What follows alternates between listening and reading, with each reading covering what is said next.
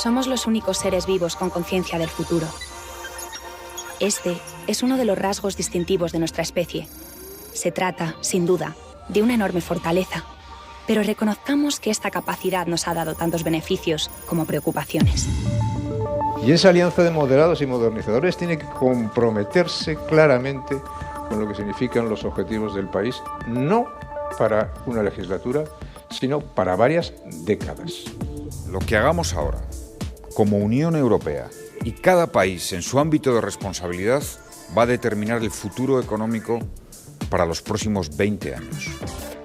Me propongo convocar a las fuerzas políticas con representación parlamentaria para reflexionar juntos sobre un futuro que tenemos que afrontar juntos.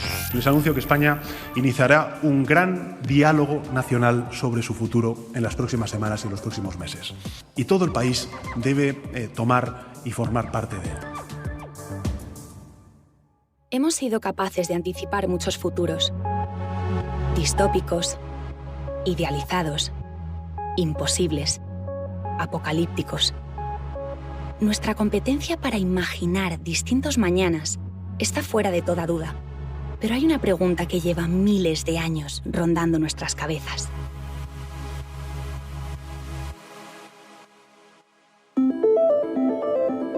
¿Podemos predecir el futuro?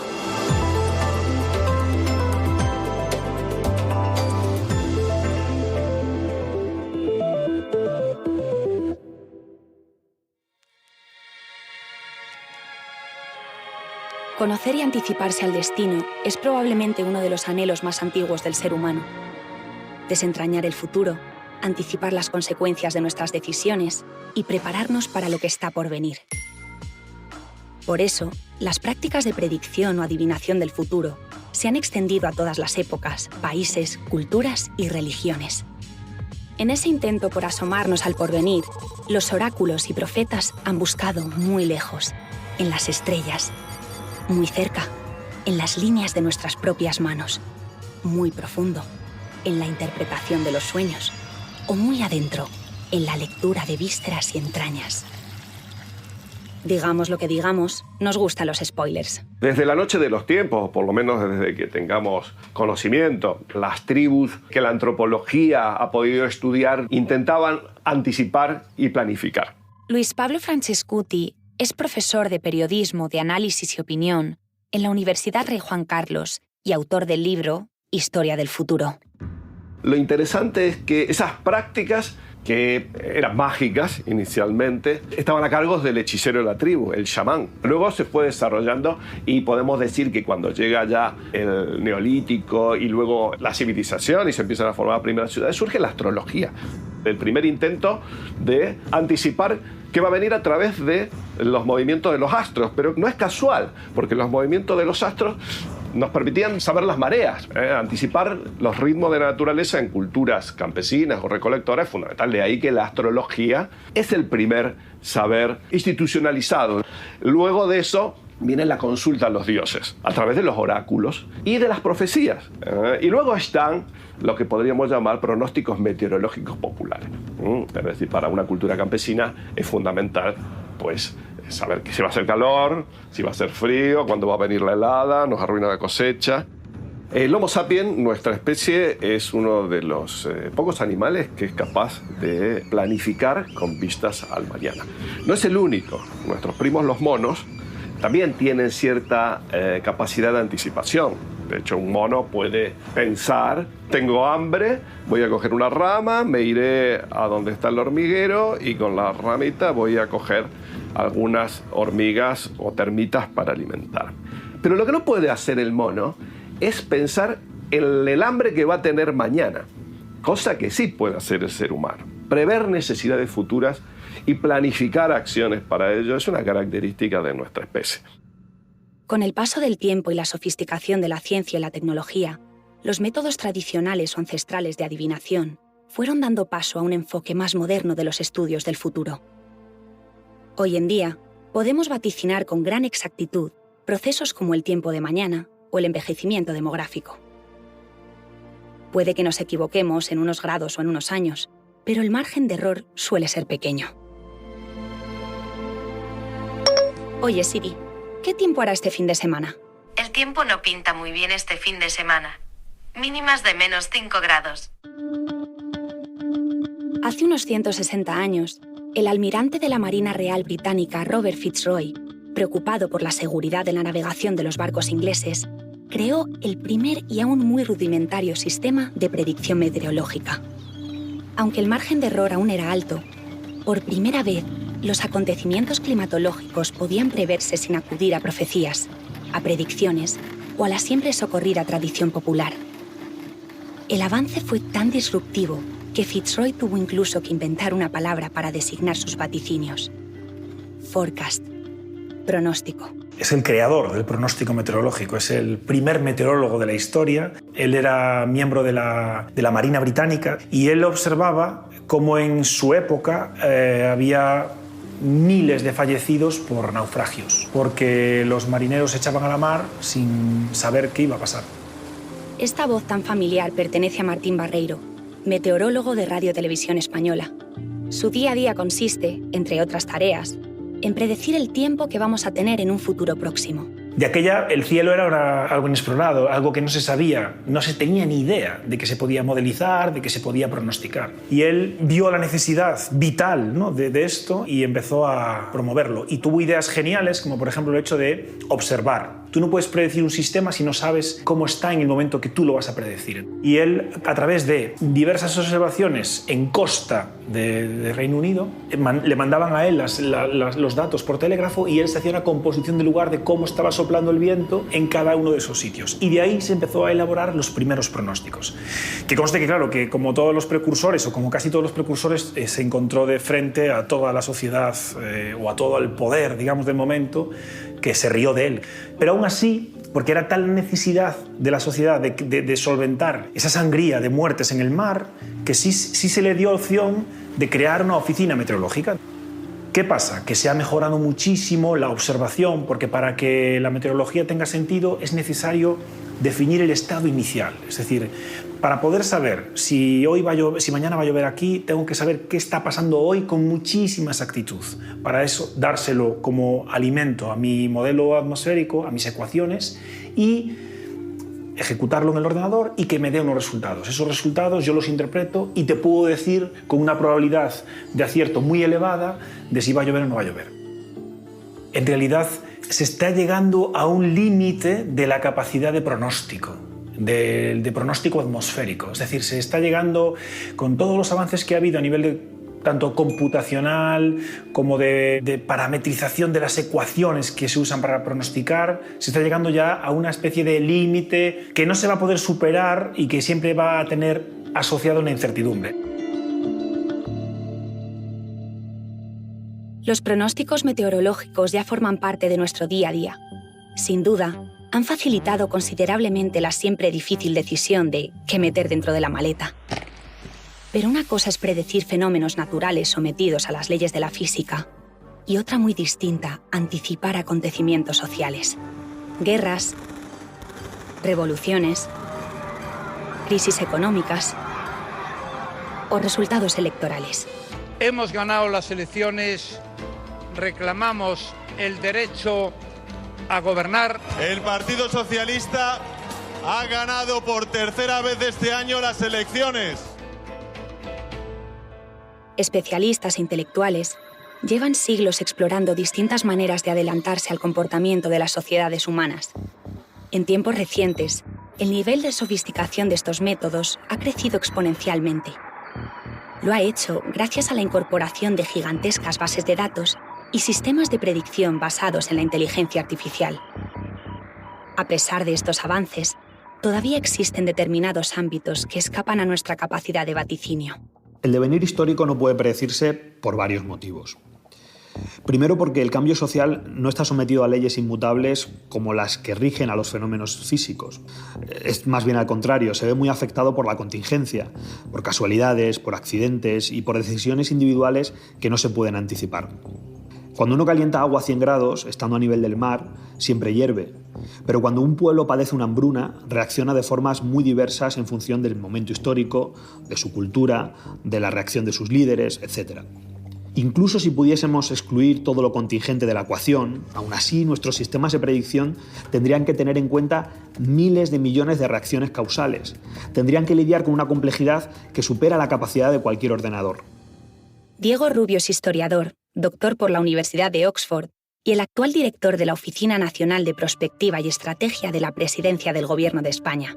Hay científicos que están utilizando sistemas de inteligencia artificial para tratar de anticipar fenómenos como el estallido de revueltas sociales, el desenlace de las guerras, la evolución económica.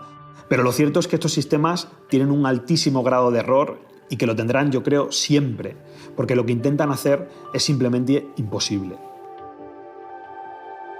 Hay dos paradojas que dificultan la predicción del futuro. La primera es la paradoja del conocimiento, que fue teorizada por el filósofo austriaco Karl Popper a mediados del siglo pasado. Popper se dio cuenta de que, para poder predecir correctamente su futuro, una sociedad tendría que poder saber cuál será su grado de conocimiento en ese futuro. Por ejemplo, para poder predecir cuándo curaremos el Alzheimer, los científicos de hoy tendrían que saber perfectamente cómo se cura esta enfermedad. Pero si lo supieran, ya la habrían curado. La otra paradoja fue formulada por el historiador francés Marc Bloch, y es la paradoja de la previsión. Esta paradoja nos dice que, incluso si fuésemos capaces de predecir qué va a pasar dentro de 10 años, nuestra propia capacidad para reaccionar destruiría esa previsión. Lo explico con un ejemplo. Si un meteorólogo te dice que mañana va a llover, el hecho de que tú cojas o no un paraguas no va a afectar el tiempo. Pero si un médico te dice que eres alérgico a los frutos secos y que si los sigues comiendo te vas a morir, lo más probable es que tú dejes de comer cacahuetes. La predicción del médico nunca llegará a cumplirse, pero no es porque fuese errónea, es porque tú has reaccionado a ella. Esto pasa constantemente en la historia. Según Rubio, estos y otros ejemplos confirmarían que anticipar el futuro es imposible, tanto en la teoría como en la práctica. Pero eso no significa que debamos dejar de mirar hacia adelante, centrarnos solo en el ahora e improvisar sistemáticamente. No podemos predecir el futuro de la humanidad con el mismo grado de precisión con el que predecimos la posición de los planetas en el cielo. Pero sí podemos predecir muchas cosas con un elevado grado de confianza, y esas cosas nos dan una ventaja estratégica fundamental que debemos aprovechar como sociedad. Uno de los ámbitos en los que más se cultiva y trata de aprovechar esa capacidad de predicción es el de la economía. A pesar de la dificultad de anticiparse, muchos de los fenómenos del presente son consecuencias de cosas que hemos hecho en el pasado, pero de tendencias que no evolucionan en un día, ni en una semana, ni en un año. Javier Andrés es catedrático de Análisis Económico de la Universidad de Valencia. Por lo tanto, tratar de anticiparse a ellos, aunque sea de una manera muy simple, muy básica, siempre nos permite ponernos un poco en la situación, si me permites un poco la pedantería, un poco el no policy escenario. Es decir, ¿qué pasaría si no hacemos nada y las cosas son como hasta ahora? Entonces, esa es una tendencia que podemos anticipar. Luego, las cosas van a ser totalmente distintas, porque van a pasar muchas cosas que hoy no somos capaces de predecir en absoluto, ¿no? Pero hay esos movimientos, digamos, de las placas tectónicas, ¿no? Que en la medida en la que seamos capaces de entenderlas, pues podremos imaginar cuál va a ser el escenario sobre el que nos moveremos unos años adelante, ¿no? Y como digo, la razón fundamental es que la economía es el resultado de procesos sociales, de decisiones sociales, y normalmente los procesos sociales en realidad son cosas que se van fraguando a fuego lento durante mucho tiempo.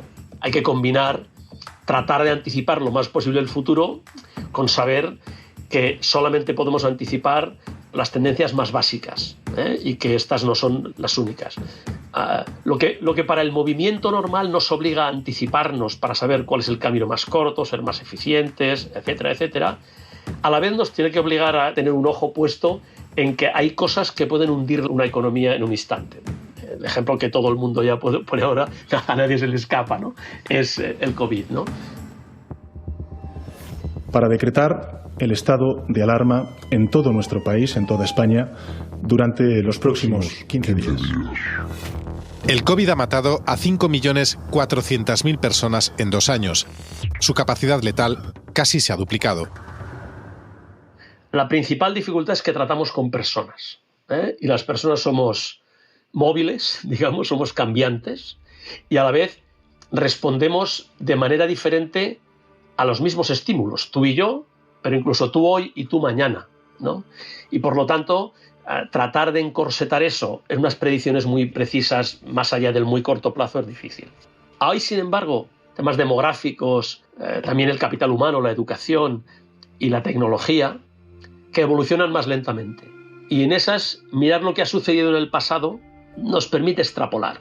Pero fíjate que ahí son aspectos en donde prácticamente la decisión de las personas es bastante menos volátil. Es decir, la demografía es la que es. Uno no tiene más o menos hijos solamente por cuestiones económicas o porque hay una crisis o algo. Tiene que ver de nuevo con cuestiones culturales, religiosas. En una sociedad son de una manera, de otra. Por lo tanto, se puede extrapolar bastante bien, ¿no? Comprobemos si los demógrafos están de acuerdo con que se pueden asomar al futuro con bastante fiabilidad. En demografía es relativamente sencillo porque hay unas tendencias globales que son como un camión que arrastra todo, ¿no? María Millar es profesora de Sociología en la Universidad Nacional de Educación a Distancia y experta en demografía. En cuanto a la estructura de edad, es la que es, y entonces tú puedes anticipar cómo va a evolucionar esa población a lo largo de los siguientes 50 años. Porque la población que ahora mismo vive en España es la que es. Y entonces sabemos que la probabilidad de que la estructura de edad de esa población cambie dentro de 5 o 10 años es muy baja. Sabemos que eso va a evolucionar a lo largo de los años de una determinada manera. Sí podemos predecir que vamos a tener un reto enorme para el sistema de pensiones. Eso lo sabemos no desde ya, lo sabemos desde hace 20 años. ¿Gracias a qué? A la demografía.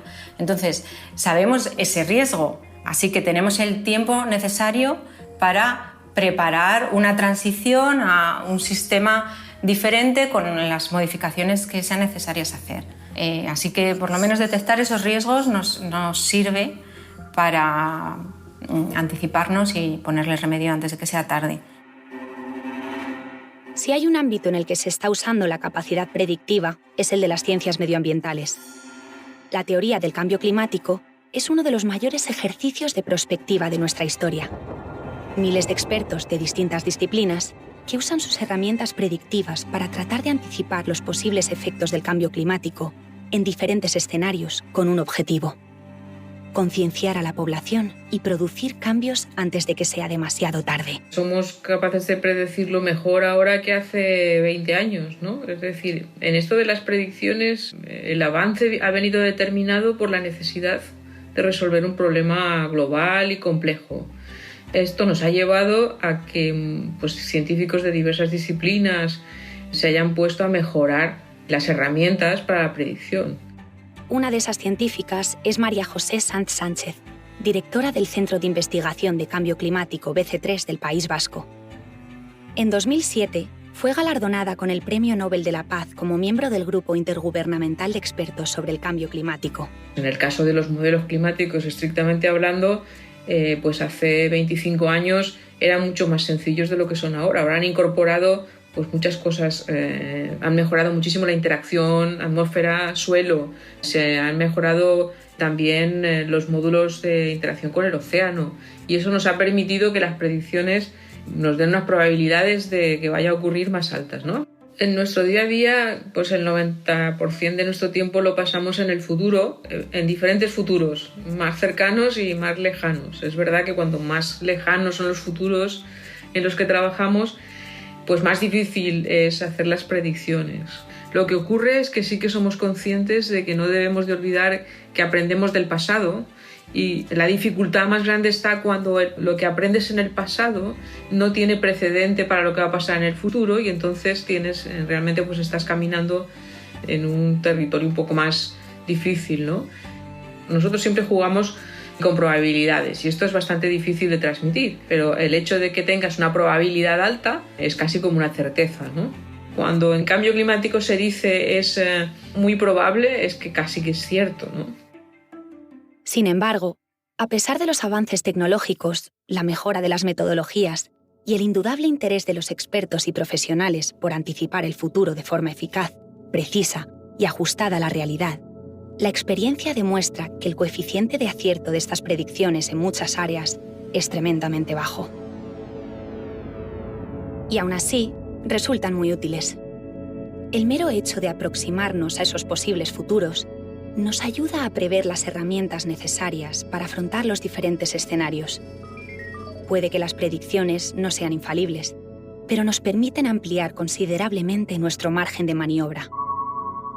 El mañana sigue siendo, en gran medida, una enorme incógnita aún por descifrar. Pero esta debilidad es también una fortaleza. De acuerdo, debemos reconocer con humildad que los seres humanos no somos muy buenos prediciendo el futuro.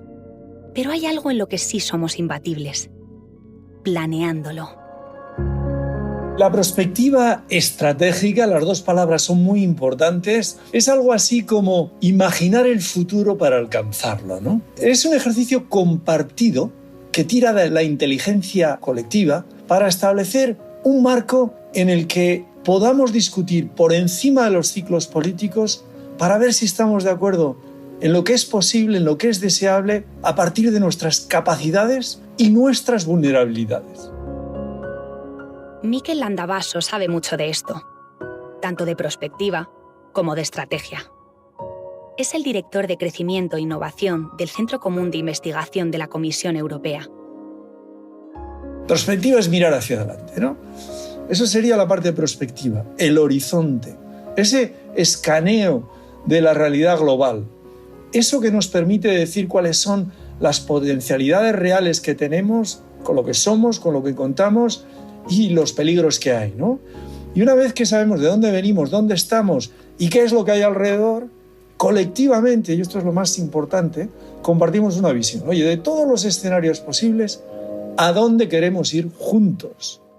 Il capitale paziente, di lungo termine, soprattutto, ma non solo, attraverso la banca La economista italiana Mariana Mazzucato se ha convertido en una de las principales defensoras de un método que plantea afrontar la respuesta a los grandes desafíos para el futuro del planeta y de nuestras sociedades a través, precisamente, de la planificación.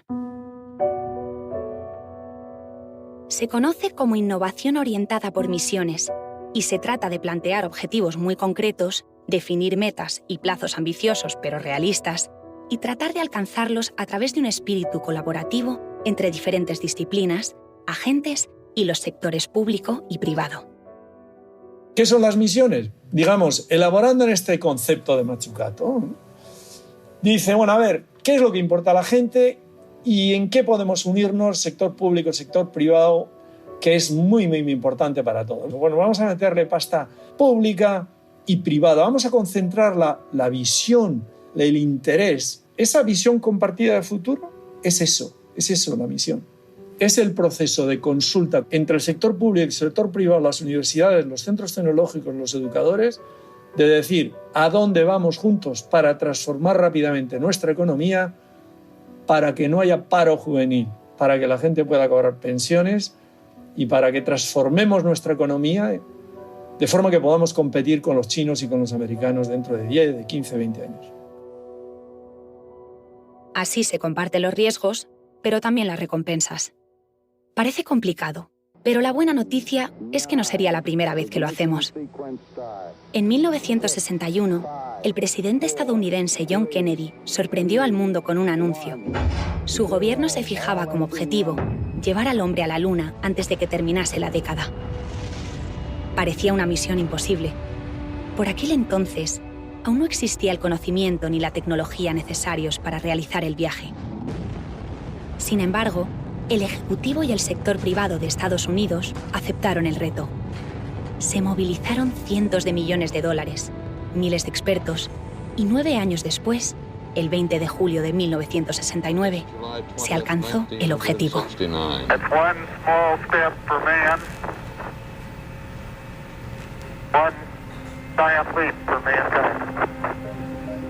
La llegada del hombre a la Luna supuso un antes y un después en la historia de la humanidad. Pero esta fue solo una de sus consecuencias. El programa Apolo estimuló el desarrollo de muchas tecnologías que aún utilizamos hoy, como los microchips, los envases al vacío o los combustibles modernos.